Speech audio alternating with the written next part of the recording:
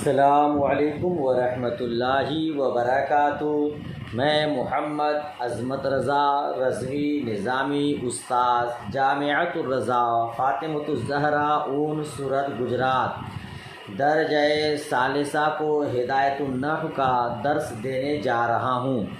مولا کریم کی بارگاہ میں دعا ہے اپنے حبیب کریم کے صدقے ہمیں آپ کو اعلیٰ ترین کا ذہن عطا فرمائے، قوت حافظہ میں اضافہ فرمائے اور علم نافع عطا فرمائے، آمین ثم آمین۔ اللہ رب محمد صلی اللہ علیہ وسلم، نحن عباد محمد صلی اللہ علیہ وسلم۔ اللہم رب اشرح لی صدری ویسر لی امری واحلل عقدۃ من لسانی یفقہوا قولی۔ اللہم رب یسر ولا تعسر وتمم بالخیر وبک نستعین یا فتاح یا فتاح یا فتاح۔ اللہم افتح علینا حکمتک وانشر علینا رحمتک یا ذا الجلال والاکرام۔ بسم اللہ الرحمن الرحیم۔ وَاعْلَمْ أَنَّكَ إِذَا أَضَفْتَ الْاسْمَ الصَّحِيحَ أَوِ الْجَارِيَ مَجْرَى الصَّحِيحِ إِلَى يَاءِ الْمُتَكَلِّمِ كَسَرْتَ آخِرَهُ وَأَسْكَنْتَ الْيَاءَ أَوْ فَتَحْتَهَا كَغُلَامِي غُلَامِيَّ وَدَلْوِي دَلْوِيَّ وَزَبْيِّ وَزَبْيِّيَّ۔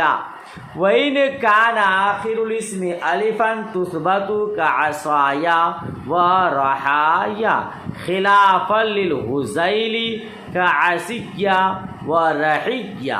ترجمہ دیکھیے، وَاعْلَمْ اور آپ جانیے اور آپ جان لو، أَنَّكَ إِذَا أَضَفْتَ جب اس میں صحیح یا جاری مجرائے صحیح کو یائے متکلم کی طرف اضافت کریں تو اس کے آخر کو کسرہ دیں اور یائے متکلم کو ساکن یا اس کو فتح دیں، جیسے غلامی غلامیہ، دلوی دلویہ، زبگی زبگیہ۔ یعنی آپ اس سے پہلے پڑھ چکے ہیں مفرد منصرف صحیح کا اعراب اور جاری مجرائے صحیح کا اعراب، حالت رفع میں ضمہ کے ساتھ، حالت نصبی میں فتح کے ساتھ، حالت جر میں کسرہ کے ساتھ، ہے نا، جہاں اسم کے اعراب آپ پڑھے ہیں۔ یہاں ایک الگ اعراب بتا رہے ہیں، اگر اس میں صحیح، آپ صحیح کی تعریف جانتے ہیں کہ نحوی حضرات صحیح کی تعریف کر رہے ہیں جس کے آخر میں حرف علت نہ ہو، اور صرفی حضرات کہتے ہیں جس کی حروف اصلی میں کوئی حرف علت نہ ہو، ہے نا۔ تو نحوی حضرات کیونکہ آخری حرف سے بحث کرتے ہیں، اسی لیے نحو میں صحیح کی تعریف جس کے آخر میں حرف علت نہ ہو۔ لہذا اگر اس میں صحیح ہے یا جاری مجرائے صحیح ہے، جاری مجرائے صحیح جس کو کہتے ہیں صحیح کے قائم مقام، جاری مجرائے صحیح کی بھی تعریف آپ پڑھ چکے ہیں، جس کے آخر میں واو ہو یا ہو اور اس سے پہلا والا حرف ساکن ہو، اس کو جاری مجرائے صحیح کہتے ہیں، جیسے دلون زبیون، آخر میں واو ہے یا ہے، اس سے پہلے ساکن ہے نا۔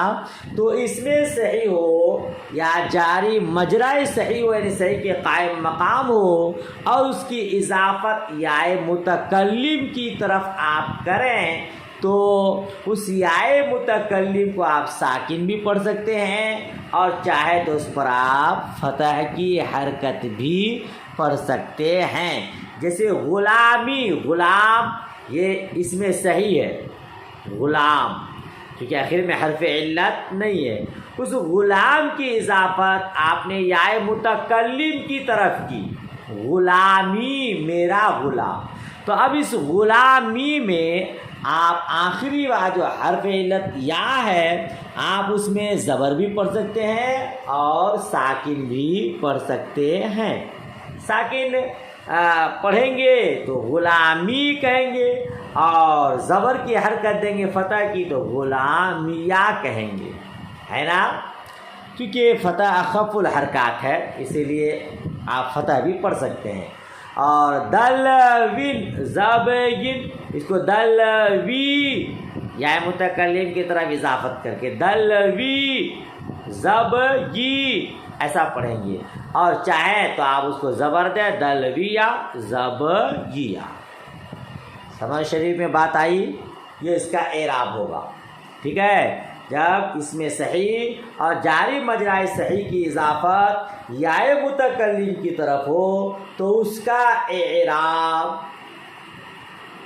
مفرد منصرف صحیح، جاری مجرائے صحیح کا اعراب نہیں ہوگا، یعنی حالت رفیع میں ضمہ، حالت نصب میں فتح، حالت جری میں کسرہ، ایسا نہیں ہوگا، ٹھیک ہے نا؟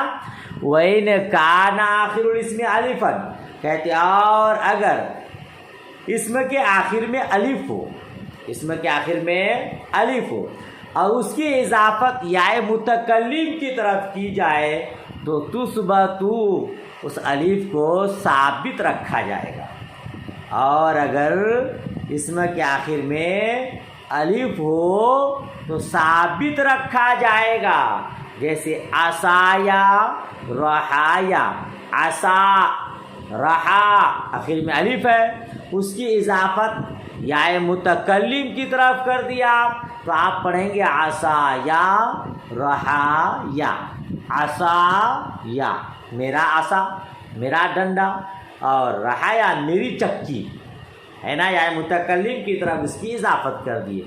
خلاف للحذیل، حذیل نحوی کے برخلاف، ایک نحوی ہے امام، ان کا نام حذیل ہے، ان کے برخلاف کا عصیہ و رعیہ، جیسے عصیہ و رعیہ، کیا مطلب؟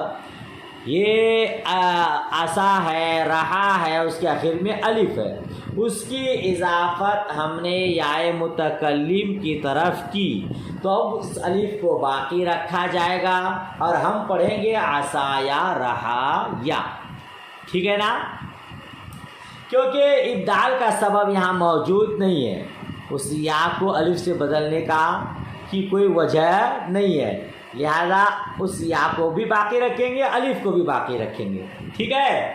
مگر حذیل ایک نحوی ہے، وہ کہتے ہیں کہ الف کو یا سے بدل کر کے یا کا ادغام یا میں کریں گے۔ عصا یا ہے، الف کو یا سے بدل دیے، پھر ایک یا کو دوسری یا میں ملا دیے، اور یا کے موافق صاد میں اس سے پہلے والے حرف میں کسرہ دے دیے، اب کیا ہو جائے گا؟ عصیہ، ٹھیک ہے؟ تو حذیل نحوی الف کو باقی نہیں رکھتے ہیں بلکہ الف کو یا سے بدل کر یا میں ادغام کر دیتے ہیں، اور پھر یا کے موافق اگلے حرف پر کسرہ دے دیتے ہیں تو ہو جائے گا عصیہ۔ مگر یاد رکھیے گا حذیل نحوی بھی اس الف کو جو یا سے بدلتے ہیں یہ کب؟ جب تثنیہ نہ ہو تب، ہے نا؟ تثنیہ نہ ہو تب، کیونکہ اگر تثنیہ میں الف سے بدل دیں گے تو پھر مشابہت ہو جائے گی، تو تثنیہ میں الف کو یا سے نہیں بدلتے، جیسے غلامایا، تثنیہ کیا ہوگا؟ غلامایا، تو الف کو اس میں باقی رکھتے ہیں، کیونکہ غلامایا میں اگر الف کو یا سے بدل دیں گے تو حالت رفعی حالت نصبی و جری کے ساتھ مل جائے گا۔ سمجھ شریف میں بات آئی؟ حذیل نحوی الف کو یا سے بدل دیتے ہیں، مگر کب؟ جب تثنیہ نہ ہو تب۔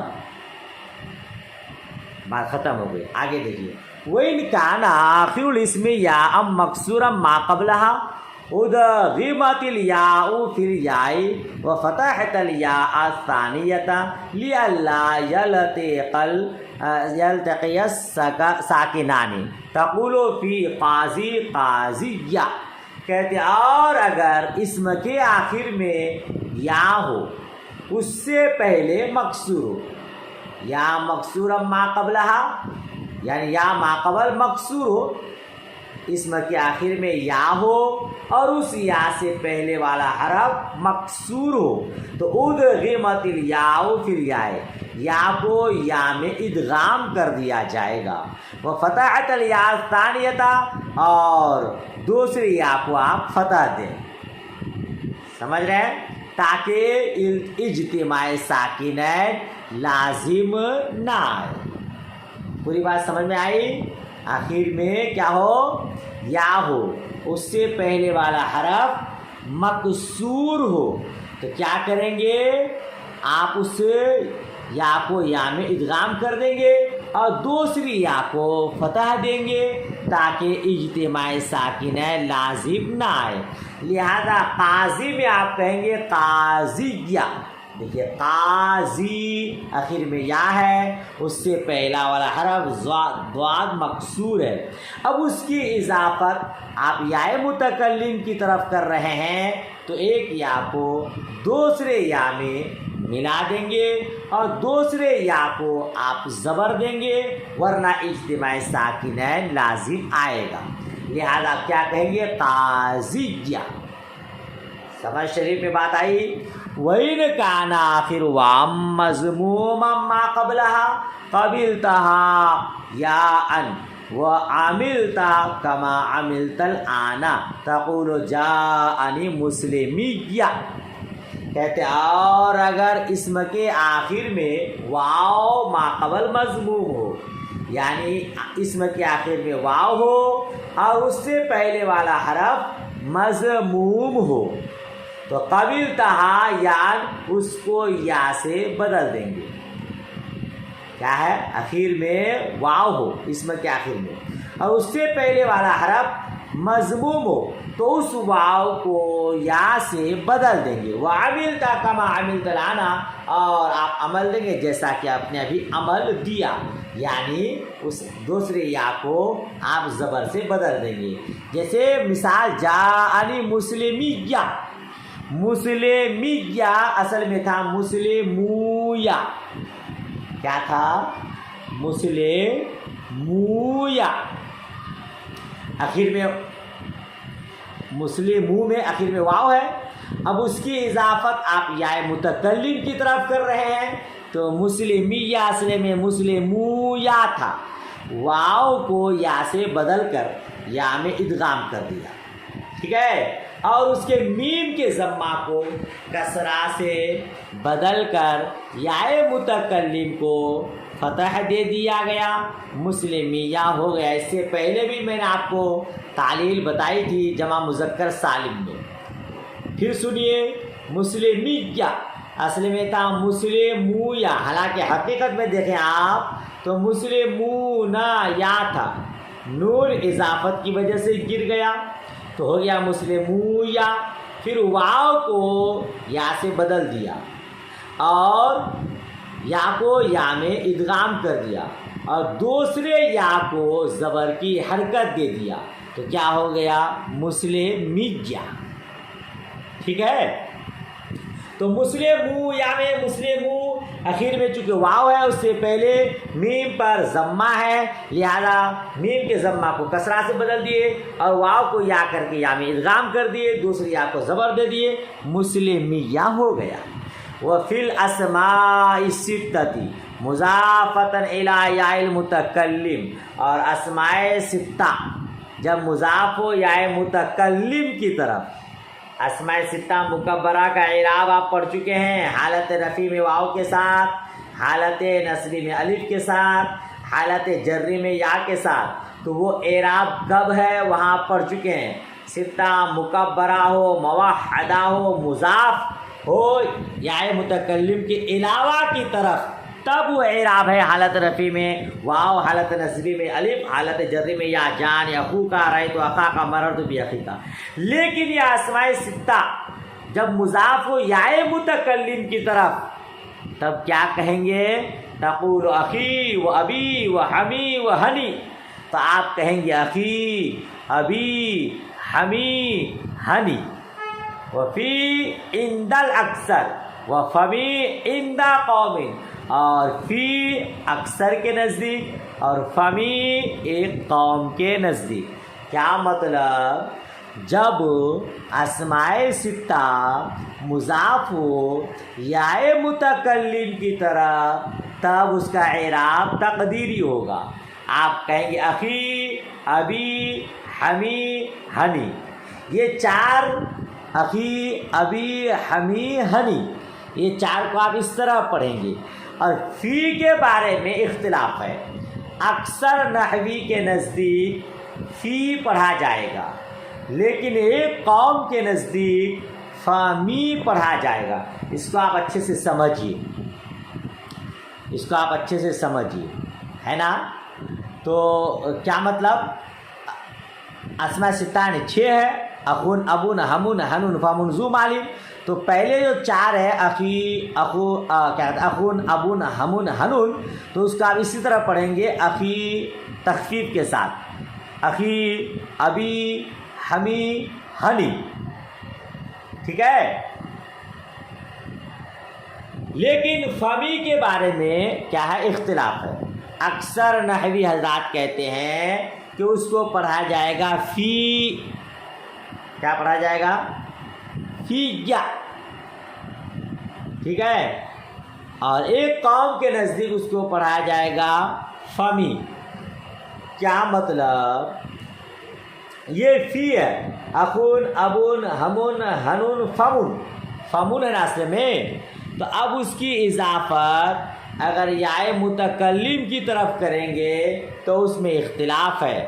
یاد رکھیے گا، فو ہو، فو ہو کی اضافت جب یا متکلم کی طرف کی جائے تو فی یا تشدید کے ساتھ پڑھا جائے گا، کیونکہ اس میں لام کلمہ ہا ہے. فو ہو، ٹھیک ہے نا. لام کلمہ ہا ہے اور وہ ہا محذوف ہے.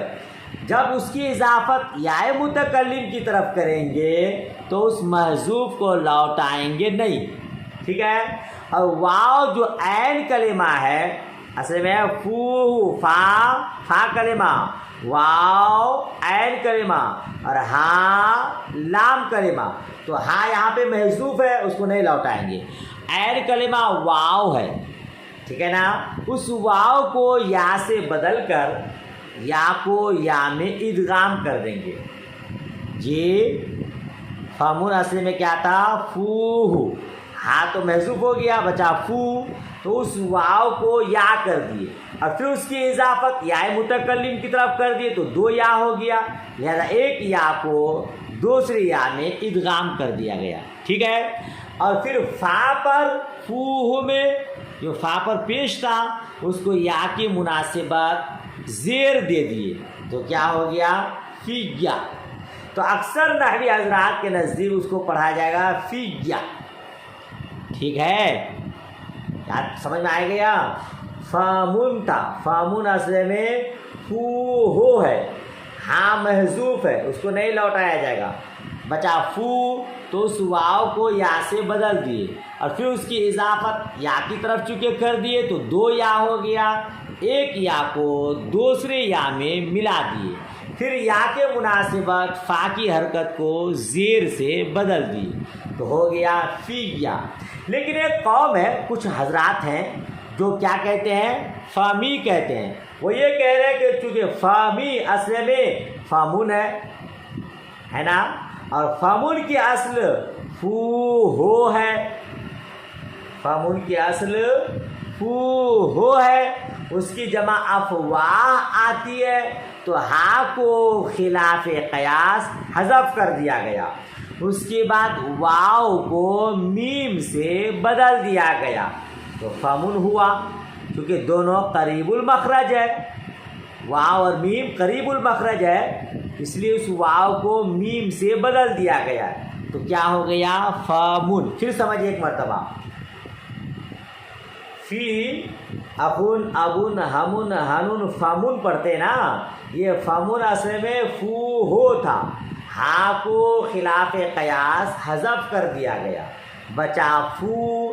پھر اس واو کو میم سے بدل دیا تو ہو گیا فامون. ٹھیک ہے. اب فامون کی اضافت جب یا کی طرف کر دیے تو کیا پڑھیں گے؟ فامی. اس لیے ایک قوم کہتے ہیں کہ اس کو فی نہیں پڑھا جائے گا بلکہ فمی پڑھا جائے گا۔ پوری بات امید کرتا ہوں سمجھ میں آ گئی۔ تو فی اکثر کے نزدیک ہے اور فمی ایک قوم کے نزدیک ہے۔